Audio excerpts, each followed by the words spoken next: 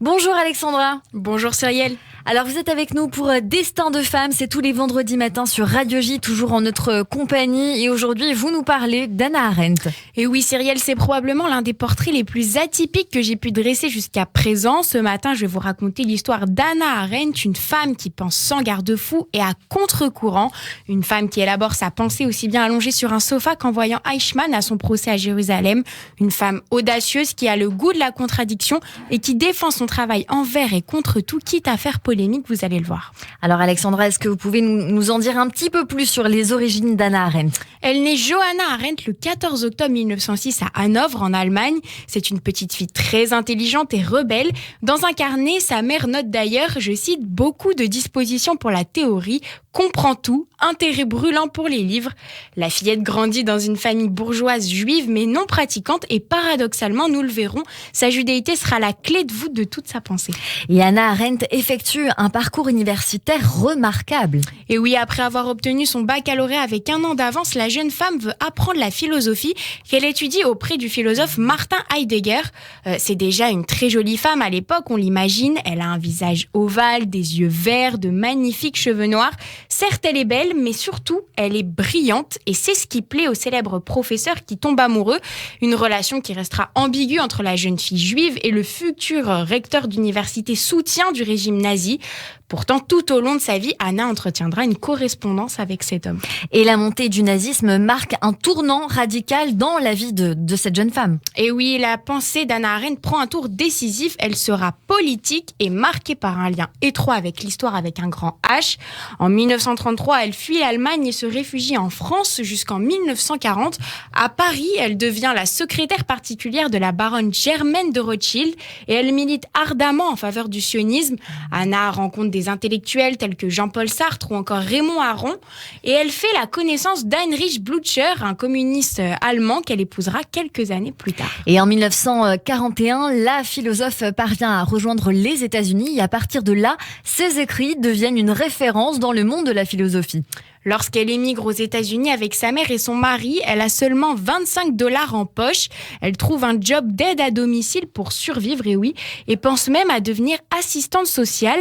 Mais son goût pour la philosophie et l'écriture la rattrape. Et c'est bien l'année 1951 qui marque le début de sa renommée mondiale avec la publication de son livre « Les origines du totalitarisme ». Son vécu de la montée du nazisme lui permet de théoriser un concept, le totalitarisme, c'est-à-dire un système politique qui exerce un contrôle total sur les pans de la vie des individus, y compris les activités sociales. À partir de 1955, elle donne des conférences dans les plus prestigieuses universités américaines et va publier plusieurs ouvrages. Un ouvrage va la placer notamment au cœur des controverses. À partir de 1961, elle est chargée par le journal New Yorker de couvrir le procès du dignitaire nazi Adolf Eichmann en Israël. Lors de ce procès, Hannah Arendt portera une attention particulière à la personnalité de l'accusé. Les articles qu'elle publie et le livre tiré de ses réflexions Eichmann à Jérusalem, publié en 1963, provoque un tollé. Je vous explique pourquoi. Elle décrit l'ancien dignitaire nazi chargé de la solution finale comme un homme ordinaire, un fonctionnaire zélé et ambitieux, entièrement soumis à l'autorité. Et cette description est mal perçue par certains auteurs qui estiment que la philosophe entend excuser ou déresponsabiliser Eichmann en le ravalant au rang de simple agent obéissant mécaniquement aux ordres qu'il a reçus. Elle reçoit une avalanche de critiques et la presse française va jusqu'à la taxer d'antisémite. Elle titre, par exemple, Hannah Arendt est-elle antisémite ? C'est un truc quand même incroyable alors qu'elle est juive et profondément humaniste. Elle se sent vraiment salie par une telle description et vous allez le voir, elle va y répondre. Et pourtant, ce n'est pas du tout le message porté par Hannah Arendt qui ne va en rien donc justifier les nazis, bien les atrocités des nazis, bien au contraire. Et oui, en fait, tout part d'une mauvaise interprétation. La philosophe explique en fait qu'Eichmann disposait des facultés proprement humaines de penser et de juger qui permettent à tout un chacun de distinguer le bien du mal. Autrement dit, elle explique qu'il était parfaitement libre de ses choix. Il a délibérément choisi d'obéir aux ordres et de les faire appliquer. Et c'est pour cette raison qu'Eichmann Eichmann est coupable aux yeux d'Hannah Arendt et qu'il ne peut bénéficier d'aucune circonstance atténuante.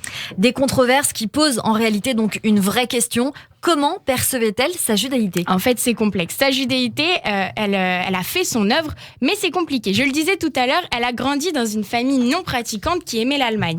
En fait, son judaïsme, elle l'a découvert par l'antisémitisme parce qu'on l'a stigmatisée en tant que telle lors de la montée du nazisme en Allemagne. Elle est pleine de contradictions et c'est ce qui en fait un personnage intéressant. Quand on demandait à Hannah Arendt de se définir, elle répondait « Je suis juive ». Pour autant, elle se sentait appartenir à aucun peuple, excepté celui des citoyens du monde. Et ses travaux restent encore aujourd'hui une référence dans son domaine, il faut le dire. Et oui, jusqu'à sa mort, Hannah Arendt sera professeure à la New School for Social Research de New York. Elle décède en 1975 des suites d'une crise cardiaque. Immense et percutante, l'œuvre d'Hannah Arendt est non seulement une invitation à penser, mais aussi le symbole d'un esprit libre, un modèle de féminisme engagé, source d'inspiration pour de nombreuses femmes à travers le monde, à qui l'on avait inculqué par le biais des conventions sociales que penser n'était réservé qu'aux hommes. Merci beaucoup Alexandra Sénigou pour ce joli portrait de femme et on se donne rendez-vous la semaine prochaine pour un nouveau dessin de femme. Tout à fait, vendredi.